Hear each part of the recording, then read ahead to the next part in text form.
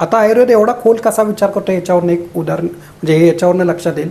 तर या स्त्रीमध्ये शंडी रोग नावाचा जो आजार आहे की ज्याच्यामध्ये स्त्रीच्या ते म्हणजे जे काय कपल किंवा ती स्त्रीचे अवयव डेव्हलप झाले नाहीत. हे डेव्हलप न व्हायचं कारण काय, तर ती जेव्हा आईच्या पोटात होती तेव्हा तिच्या आईच्या खाण्यापिण्यामध्ये असं काय तर झालेलं आहे की त्याच्यामुळे या मुलीमध्ये हे शंडी असा जो आयुर्वेदामध्ये एक वर्णन आहे की ज्याच्यामध्ये गर्भाधान होत नाही किंवा अत्यंत क्रिटिकल केस म्हणजे ॲलोपॅथीच्या दृष्टीनं आमच्या दृष्टीने पण की ज्याच्यामध्ये अंग डेव्हलपच होत नाही किंवा खूप कमी आहेत, रुडिमेंटेशन आहे आणि त्याच्यामध्ये तुम्हाला बाळ होणं शक्यच नाही, IVFनं पण नाही आहे. तर अशा लोकांना पुन्हा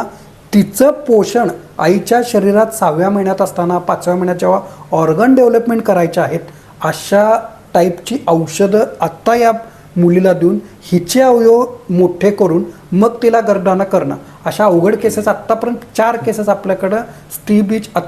स्त्रीबीज कमी आहेत किंवा ओरीचा अत्यंत आकार कमी आहे अशा टाईपचं हे आपल्याकडे तसं झालेलं आहे.